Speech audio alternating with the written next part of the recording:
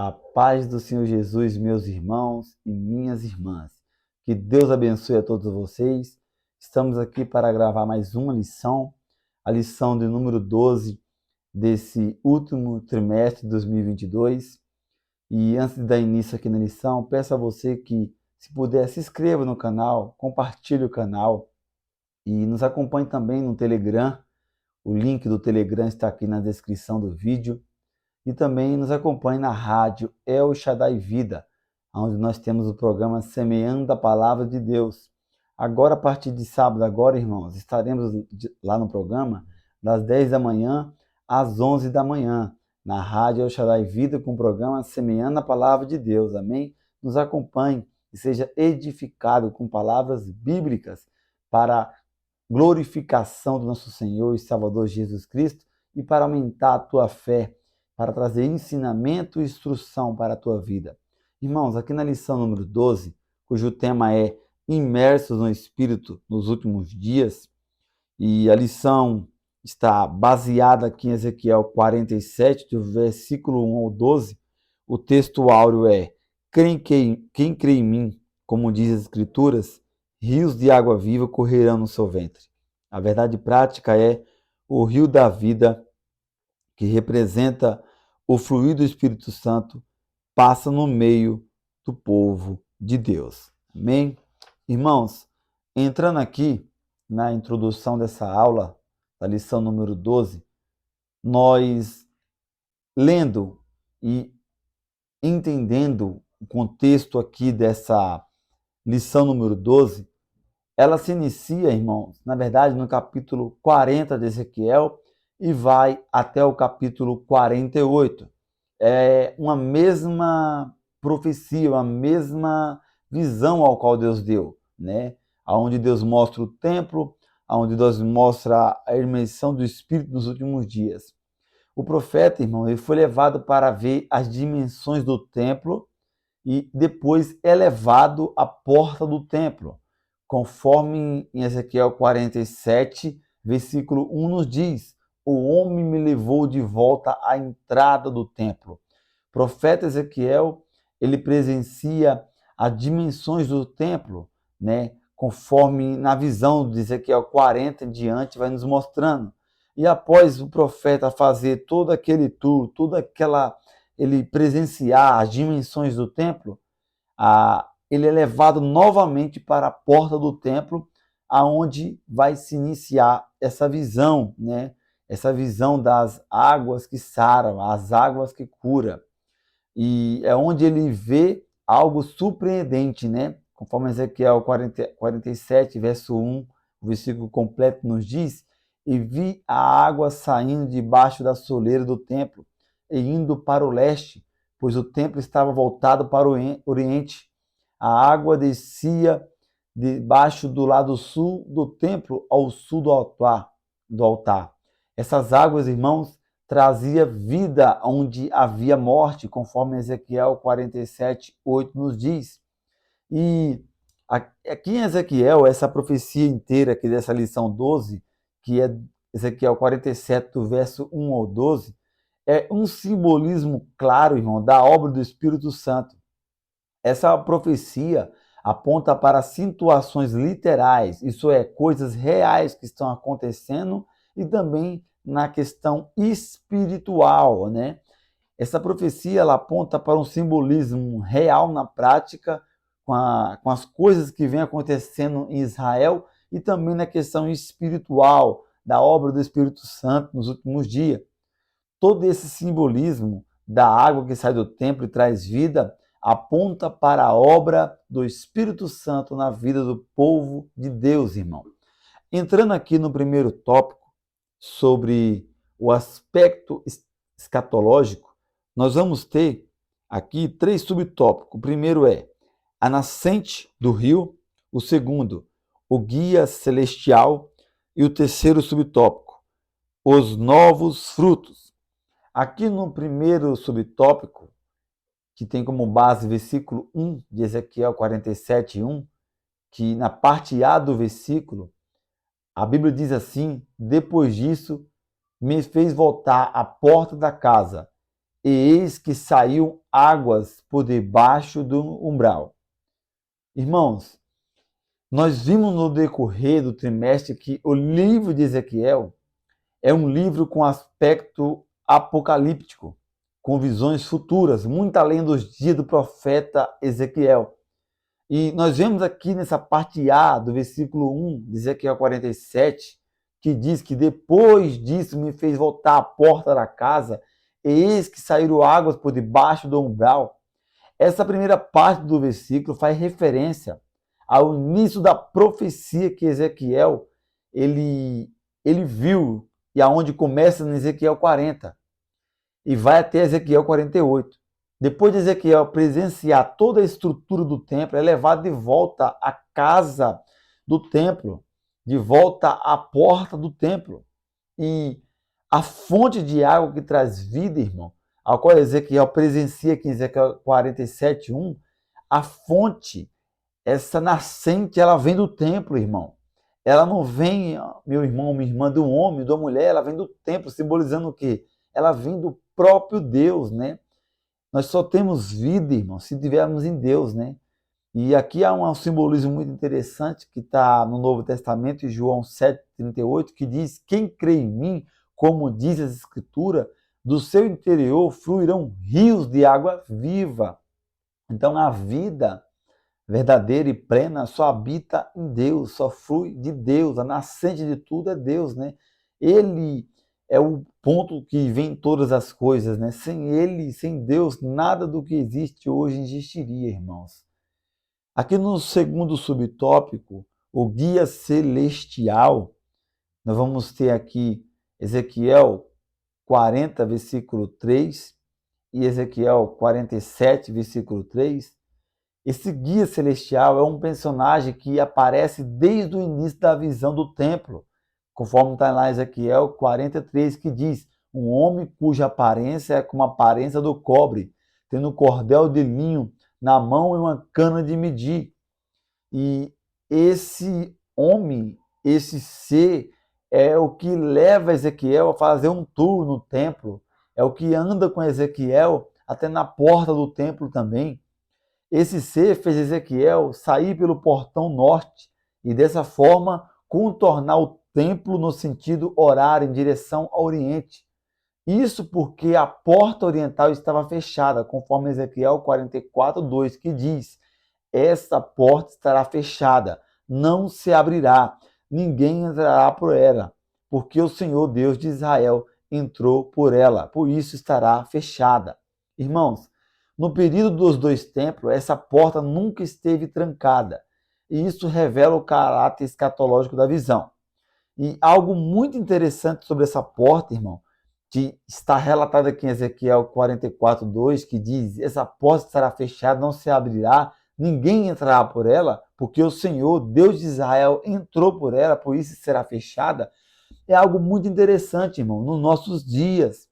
E para você entender melhor o porquê essa porta está fechada e não se abre essa porta aqui do lado oriental, é muito interessante, irmãos, o porquê essa porta está fechada, o porquê essa porta ela não está aberta. Eu vou passar para você aqui agora um vídeo, quero que você preste bem atenção na explicação.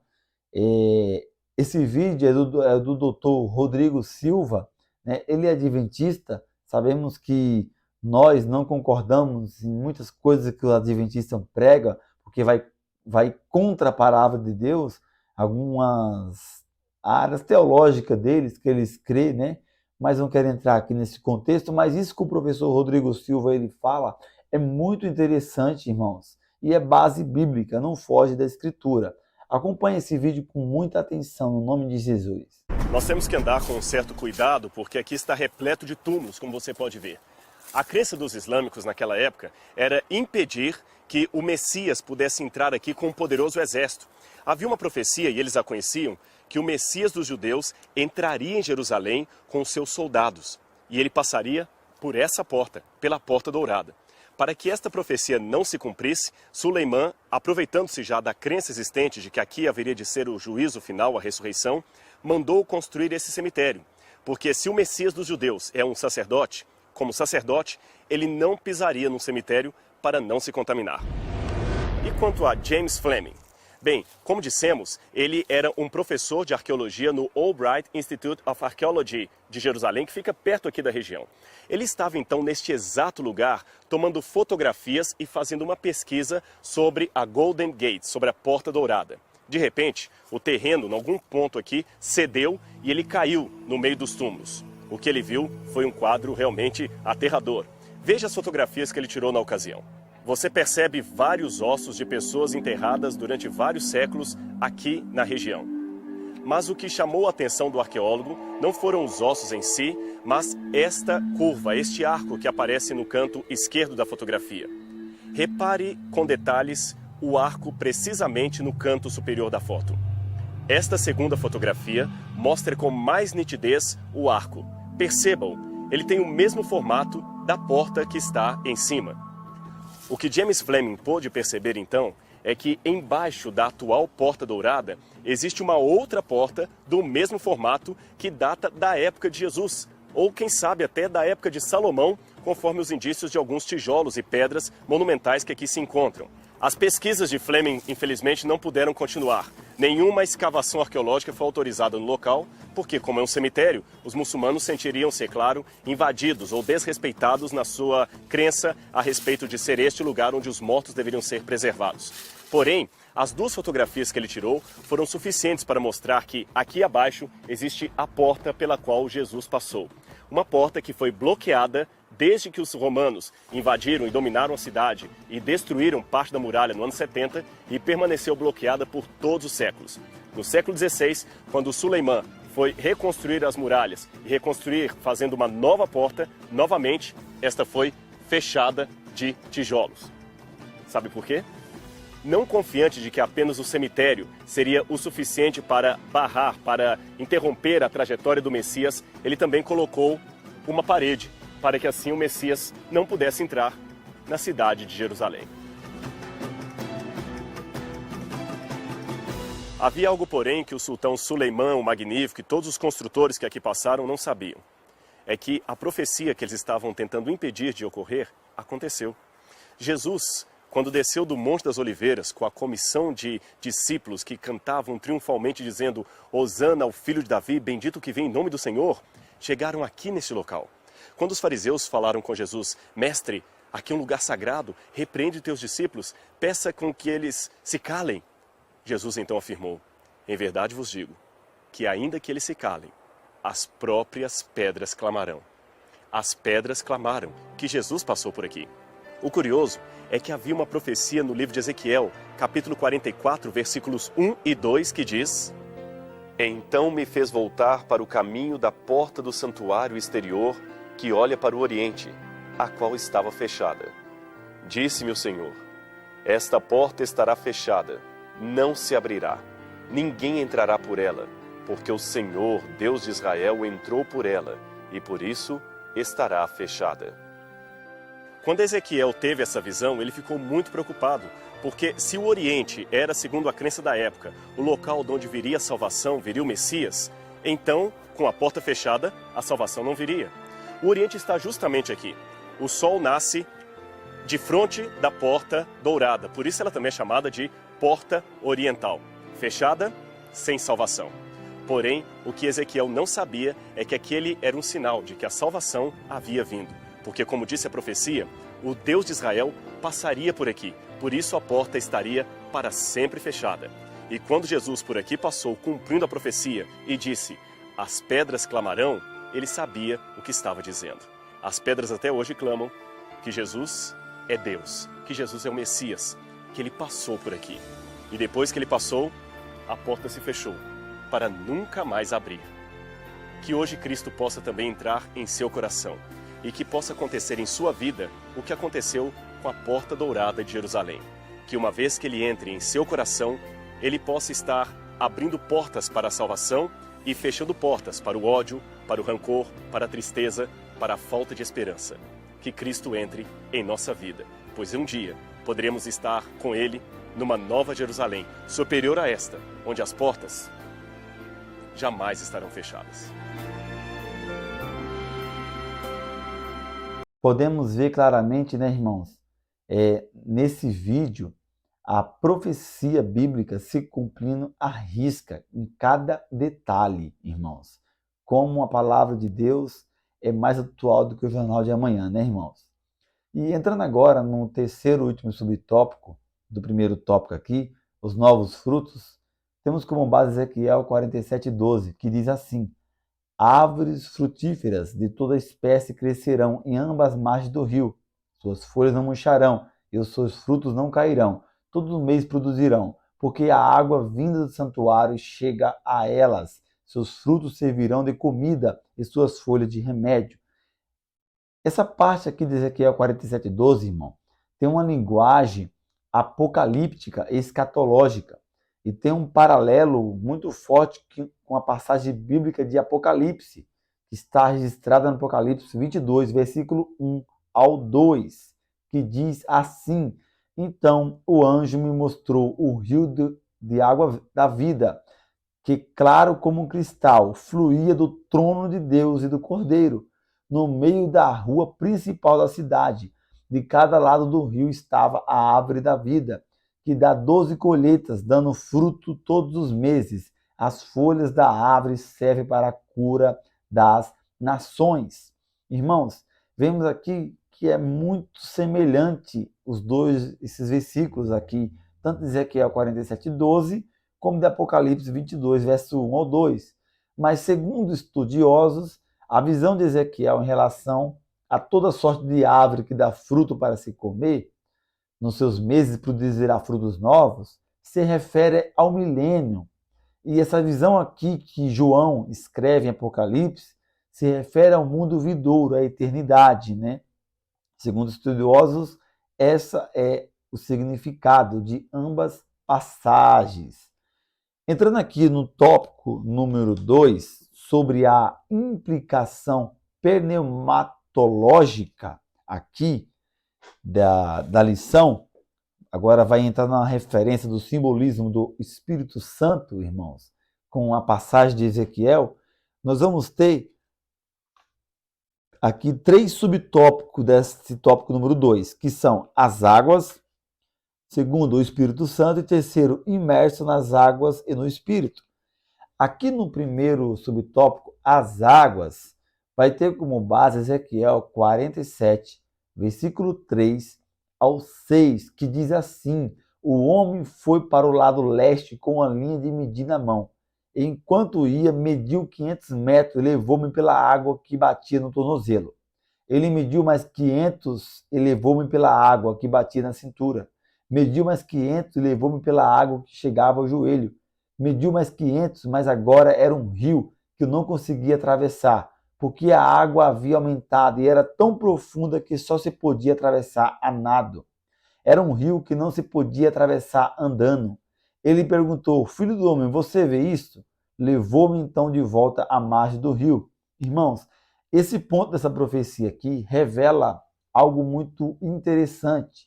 Revela o poder do Espírito Santo. É um simbolismo claro do poder do Espírito Santo, de sua grandeza. E isso aponta claramente para João, capítulo 7, versículo 37 ao 39, que diz assim: no último e mais importante dia da festa, Jesus levantou-se e disse em alta voz: se alguém tem sede, venha a mim e beba. Quem crê em mim, como diz a Escritura, do seu interior fluirão rios de água viva. E ele estava se referindo ao Espírito, que mais tarde receberiam os que nele crescem. Até então, o Espírito ainda não tinha sido dado, pois Jesus ainda não foi glorificado. Esse simbolismo das águas aqui, em Ezequiel 47, é um simbolismo claro, irmãos, do Espírito Santo, né? Do poder do Espírito Santo, onde ele domina o homem por completo, irmão, de tal forma que o homem fica impossibilitado de andar ou viver sem ele, né? Mostrando a grandeza do Espírito Santo sobre a minha vida, sobre a tua vida, né? O tamanho do poder do Espírito Santo sobre a vida do homem. Aqui é um simbolismo, né, irmãos? Aponta. Segundo aqui subtópico, é o espírito. Aqui o interessante, irmão, é que em nenhum livro do Antigo Testamento revela a identidade, os atributos e a obra do Espírito Santo como é revelado em Ezequiel.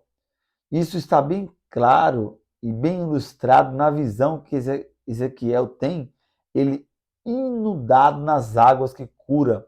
E essas águas vêm da onde? De Deus, vem do templo, né?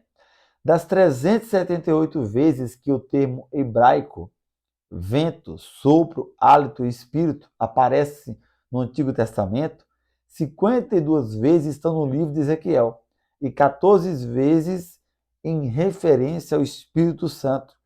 O Espírito Santo é ilustrado como água, pois assim como a água é indispensável à vida física de qualquer ser vivo, da mesma maneira o Espírito é indispensável à vida do crente.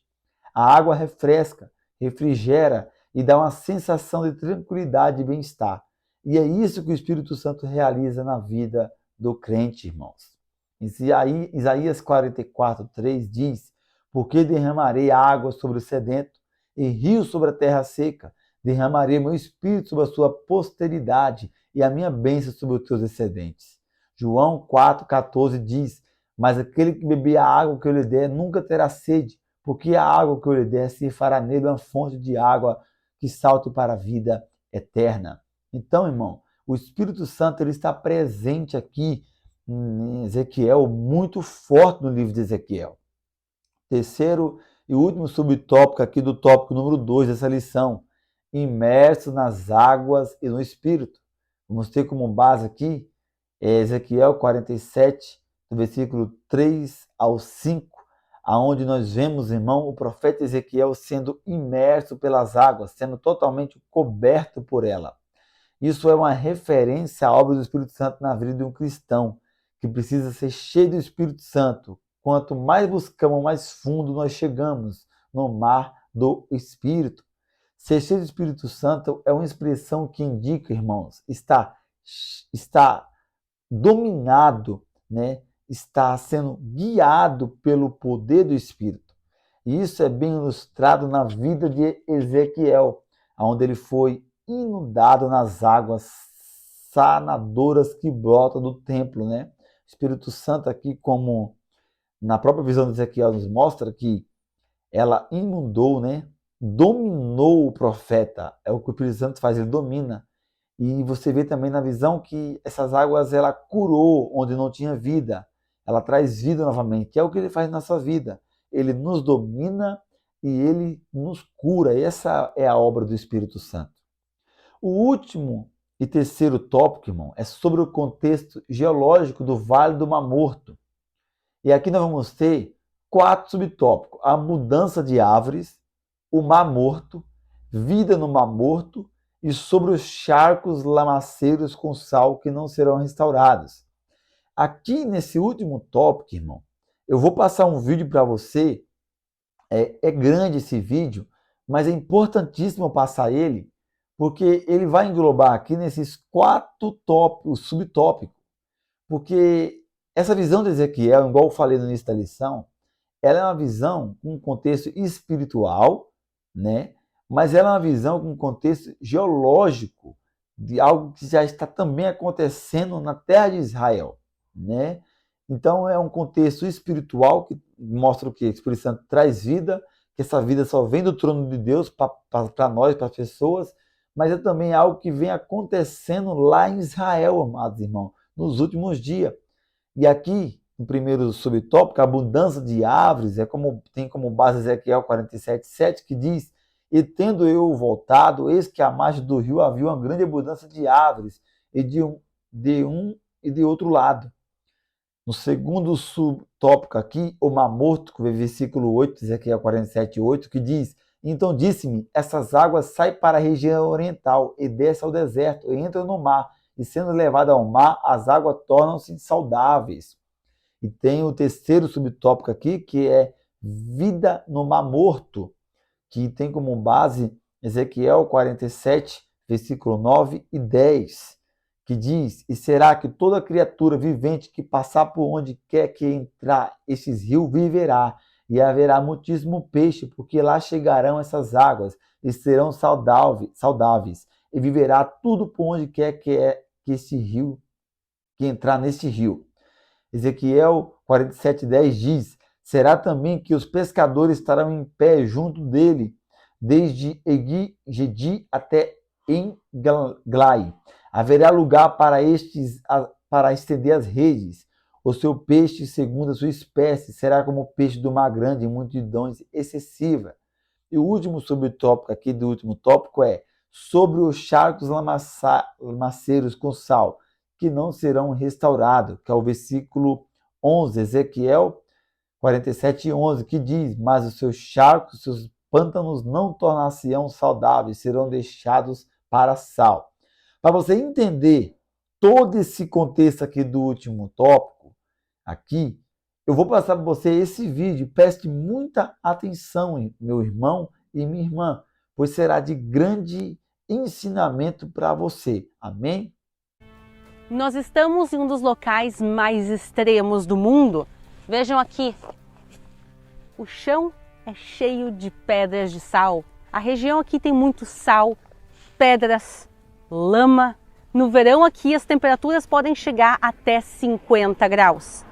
E por isso, por ser um ambiente tão extremo, aqui não teve vida durante muitíssimo tempo. E olhando um local tão desolado, é difícil de imaginar como esse local era antes.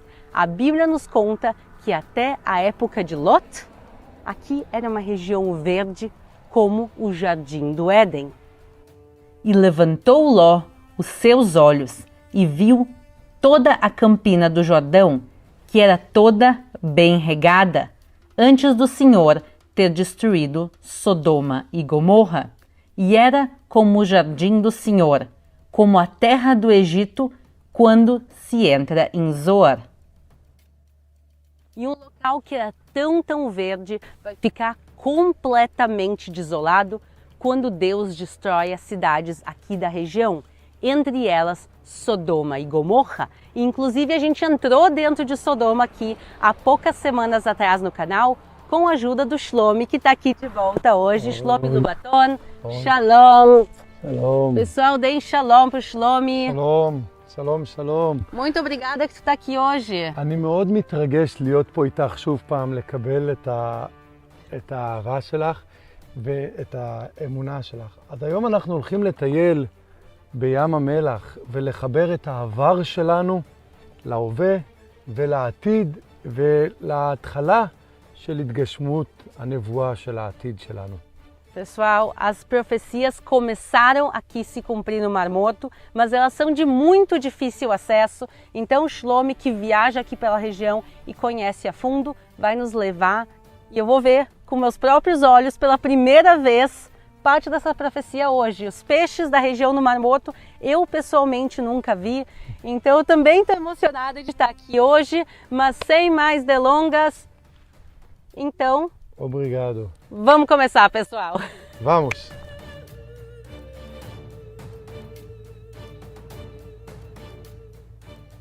Ezequiel viveu nessa região há 2.600 anos atrás. E o que ele via é isso: sal, lama, destruição, calor. E ainda assim, ele vai e faz a profecia de que um dia esse local vai voltar a ser verde e cheio de vida. Olhando para isso aqui, é impossível acreditar nessa profecia, ou quase impossível. Realmente, olhar para esse local desolado, imaginar aqui pescadores, frutas, em um local cheio de vida é muito difícil. Vamos agora ouvir a profecia do início ao final e depois a gente vai ver cada partezinha dela acontecendo ou começando a acontecer nos dias de hoje. Então disse-me: essas águas saem para a região oriental e descem ao deserto e entram no mar. E sendo levadas ao Mar Morto, as águas tornarão-se-ão saudáveis. E será que toda criatura vivente que passar por onde quer que entrarem estes rios viverá. e haverá muitíssimo peixe, porque lá chegarão estas águas e serão saudáveis, e viverá tudo por onde quer que entrar este rio. Será também que os pescadores estarão juntos ao pé dele, desde En-Gedi até En-Eglaim. Haverá tudo para estender as redes, e o peixe, segundo a sua espécie, será como o peixe do mar grande, em multidão excessiva. Mas os seus charcos e os seus lamaçais não tornarão Sião saudáveis, serão deixados para sal. E junto ao rio, à sua margem, de um e de outro lado, nascerá toda a sorte de árvore que dá fruto para se comer. Não cairá sua folha, nem acabará o seu fruto. Nos seus meses produzirá novos frutos, porque as águas saem do santuário, e o seu fruto servirá de comida e a sua folha de remédio. A profecia fala de um rio vindo de Jerusalém, do Templo de Jerusalém, e entrando no Mar Morto, e tornando as suas águas insaudáveis, indoces. Ele fala que aqui haverá muitos peixes e pescadores e também árvores frutíferas, mas que a lama continuará aqui. Uma parte muito importante da profecia de Ezequiel é que aqui na região do Mar Morto, em volta desses rios, vão ter árvores frutíferas. Mas sova um pouco impossível, essa terra é salgada, aqui chega a quase 50 graus no verão. E apesar de tudo isso, vejam o que está aqui em volta de mim. A profecia também nessa parte começou a se cumprir e aqui a gente está vendo plantações. No caso, uma plantação de tâmaras. Olha aqui. Essa aqui está parecendo bem madurinha. Pessoal, tá tão doce. Vou tirar um pouquinho para vocês também provarem. Mas tem uma parte dessa profecia que é um pouco estranha, que quer dizer que os frutos nunca irão perecer. Mas eu estou vendo aqui parte das tâmaras que caíram no chão. Aqui, nessa região, se fez escavações arqueológicas, se encontrou sementes de tâmaras milenares e elas foram plantadas e elas começaram a florescer. A gente consegue ver essa parte da profecia até os dias de hoje. Então, se vocês quiserem que o Shlomi me leve até o extremo sul de Israel, para a gente ver essa parte da profecia também se cumprindo, quer dizer, mais uma profecia se cumprindo nos dias de hoje, deixem aqui o like de vocês. Se esse vídeo de novo chegar a 100 mil likes, a gente vai fazer toda a viagem e cruzar para o sul de Israel. Mas eu vou levar essa tâmara agora comigo para comer no caminho, porque a gente tem muita coisa e muita profecia ainda para falar no dia de hoje.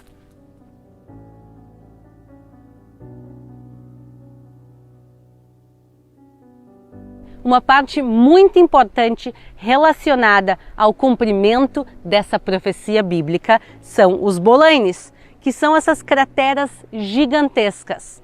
Shlomi, conta pra gente como esses bolanes surgiram. אז למעשה הבולענים נוצרים כאשר ים המלח נסוג לאחור והתחיל להתייבש וללכת אחורה. אז מ-1980 מתחילים להתפתח פה בולענים כאשר המים המתוקים שמגיעים מאזור ירושלים, המי גביפר שיורדים, הגשמים שיורדים בירושלים, מחלחלים בתת הקרקע וזורמים לכיוון ים המלח מזרחה.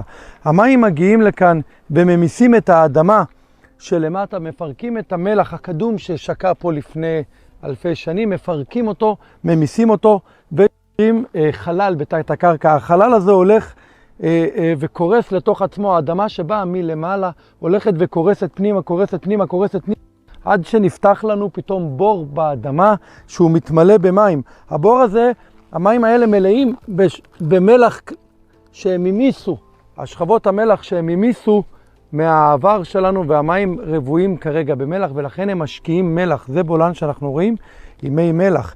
והתופעה הזאת רק משנת 1980 התחילה לקרות, ולאט לאט נפערים פה המון בולענים שהם מלאים במים ומלאים בכל מיני מינרלים שונים, Vejam que incrível, isso é um fenômeno novo, quer dizer, de 1980, tu falou. E quantos bolaines já surgiram nesse tempo? יש היום מעל 9,000 בולענים, ובכל יום נפתחים 2 בולענים חדשים. Quer dizer, 2 bolaines por dia, é um fenômeno extremamente novo. E o Mar Morto, que está aqui do nosso lado, ele é dividido entre Israel e a Jordânia. E quantos bolaines tem na Jordânia? מעט מאוד בולענים. E a gente está vendo que esse fenômeno tão diferente, ele está acontecendo só do lado israelense e não do lado jordaniano. E como eles têm um controle de quantos bolaines tem, como eles abrem, como é que eles têm esse controle? אז למעשה אנחנו שולטים בזה ואנחנו יודעים מה שקורה, אנחנו עוקבים דרך לוויינים של קוסמו שמצלמים את השטח פעמיים בשבוע וסורקים את כל השטח, ככה הם נותנים לנו התראה שהקרקע שוקעת של אפילו מילימטר אחד, אנחנו מקבלים התראה וזה צובע לנו את זה בצבעים ואני יכול לדעת איפה יותר מסוכן ללכת, איפה פחות מסוכן ללכת ואיפה נכון ללכת. אנחנו נלך היום רק באזור שהוא מאוד בטוח, הוא משתנה כל הזמן, אבל אני יודע להגיד לך בכל רגע נתון מה קורה פה. Pessoal, por isso eu tô com o Shlomi aqui hoje. Isso aqui é uma zona muito perigosa para quem não conhece, porque a gente literalmente está caminhando e literalmente crateras estão se formando. Então, aqui se uma pessoa caminha e não conhece a região, literalmente pode abrir uma cratera. Quer dizer que o solo já está cedendo, quando ela caminha com o peso dela, abre a cratera. Então é muito, muito importante que se esteja aqui com alguém que conhece. E esse bolaine aqui é de água doce ou salgada? essa água salgado. מים מלוחים, אנחנו יכולים לראות את המלח ששוקע פה בקרקעית. E agora vamos ver se realmente há água doce aqui e a profecia de Ezequiel. Pessoal, a gente começou o passeio do dia de hoje às 6 da manhã e o Shlomi disse para fazer isso porque não estaria tão quente. Mas agora, cada minuto que passa, eu consigo sentir a temperatura subindo. A gente está no auge do verão. Realmente é muito difícil estar aqui, mas tenho certeza que vai valer a pena. Olhem o que estamos vendo aqui atrás. Um rio de água doce correndo das montanhas de Jerusalém na direção do Mar Morto. Exatamente como nessa passagem de Ezequiel. Tornou a trazer-me de volta para a entrada do templo. Vi então uma nascente de água que corria para o oriente, vinda de sob o seu templo e que passava à direita do altar, ou seja, pelo seu lado sul. Falou-me assim: este rio corre para o oriente, através do deserto e do vale do Jordão, para o Mar Morto, onde alterará as suas águas, tornando-as frescas e puras. E agora a gente vai cruzar esse rio para o outro lado e a gente vai fazer isso graças à ajuda do Shlomi, que trouxe uma ponte móvel. Então vamos até lá, que é a parte mais estreita do rio, e vamos cruzar, porque a gente ainda tem muita coisa para ver juntos hoje.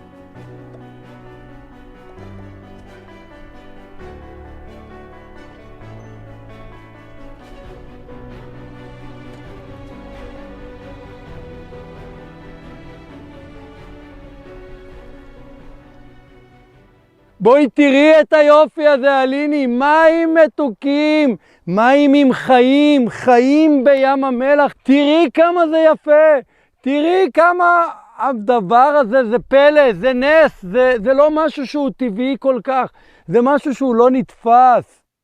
יש פה ציפורים, יש פה חיות, יש פה דגים. אני הולך להראות לך דגים חיים ששוחים בתוך הפליאה הזאת, בתוך הנבואה הזאת. על זה בדיוק דיבר הנביא, על זה שיהיו מים נמוכים וחצינו אותם ונגיע למים שנצטרך לשחות. אנחנו הולכים לשחות פה בתוך הבולען בשביל להגיע לדגים. אנחנו צריכים לשחות את זה בשביל לראות את הפליאה שהנביא דיבר עליה. זה ההתעוררות של הנבואה. הנבואה מתגשמת לנו מול העיניים. תודה אלוהים, תודה! Pessoal, eu tô emocionada de estar aqui e não sei como eu vou fazer essa aventura de novo. A gente vai descer tudo isso agora e entrar dentro da água, porque a única maneira de mostrar os peixes é realmente entrando. Então a gente vai fazer toda a descida, entrar dentro das águas e aí sim, finalmente, a gente vai conseguir mostrar para vocês os peixes do Mar Morto e também dar uma refrescada, porque tá difícil aqui a situação. Então, nem sei exatamente como descer, mas vamos lá.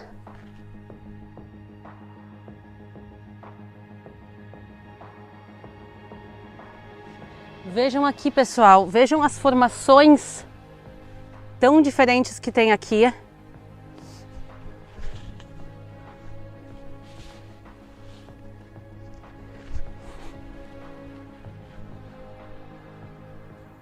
E agora sim, pessoal, já me troquei. Eu tô com minha mini câmera aqui já ligada.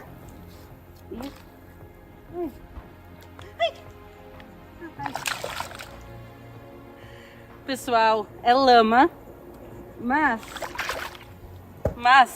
isso é parte da profecia. A profecia fala que a lama vai continuar. Quer dizer, vai ter vida, mais lama, mas pelo menos a água tá fresquinha. Vem, Shlomi, pode vir comigo. Ai. Ai. Ai. Gente, tem água quente aqui. Tu sente aqui água fria e água quente, mas vou nadar para outro lado agora por causa dos peixinhos. Vamos lá.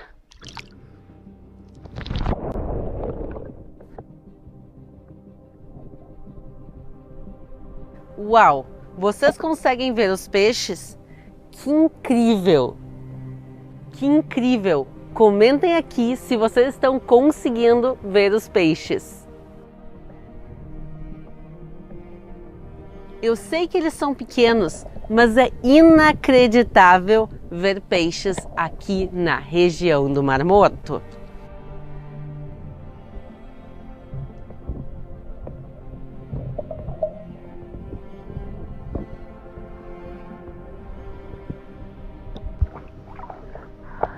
Ai. Ai. Pessoal, lá no fundo tem mais peixes. Vamos lá agora filmar eles. Dá pra sentir eles mordendo a ponta do pé. Ai. E além dos peixes, nós vemos também aqui plantas aquáticas. Quer dizer que este local está cheio de vida. Olha, pessoal, as algas que o Shlomi está tirando de dentro.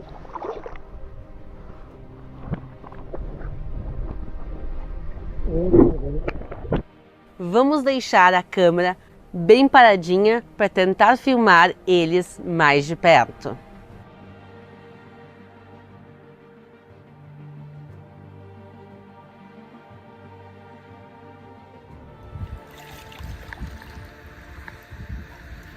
Ok, pessoal.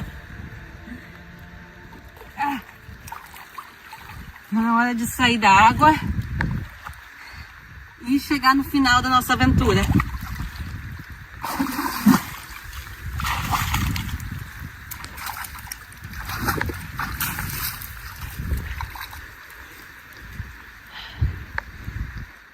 רוצה להראות לכם את כל הצעדים האלה של החיות. זה הכל לגבות של חיות, זה רגליים של חזיר. זה חזיר וזה חזיר, זה חזירי בר, ז'בלי. סאוטודו ז'בלי. יש פה הרבה מאוד חזירים, יש פה חיים. תבינו, אנחנו נמצאים בים המוות, אבל יש חיים. מים מתוקים שזורמים מירושלים לכאן. מים חיים שזורמים ומקיימים חיים, מקיימים את הנבואה. אני רוצה לבוא להראות לכם מפל מים זורמים, מפל מים חיים בים המלח.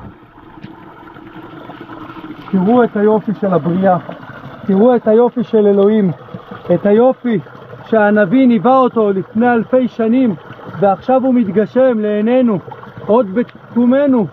הדור שלנו עוד יכול לראות את הנבואה מתקיימת.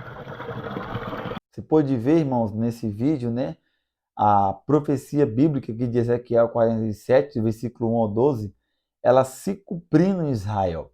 Como eu disse no início da lição, essa é uma profecia que ela se cumpre tanto na questão espiritual, o poder de Deus trazendo vida na vida nossas, de pessoas mortas, onde Deus nos revive, mas também o poder de Deus, amados irmãos, operando nessa região, que a região aqui dessa profecia de Ezequiel 47, versículo 1 ao 12, onde o profeta tem essa visão, pelo que a Bíblia mostra, é a região do Mar Morto, e é uma região também onde tinha sido destruída nos dias de Abraão, de Sodoma e Gomorra, ali onde não nascia nada, nem capim nascia, irmãos. É uma região infértil, mas hoje está nascendo peixe, a água está ficando saudável e está tendo vida nesse local onde não tinha vida, se cumprindo assim a profecia de Ezequiel.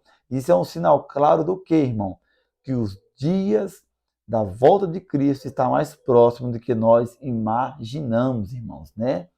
E glória a Deus por isso. Irmãos, espero que você possa ter sido edificado com essa lição, né? Que você possa acompanhar o canal, possa compartilhar as lições para nos ajudar, irmãos. Que Deus abençoe a vocês no nome de Jesus.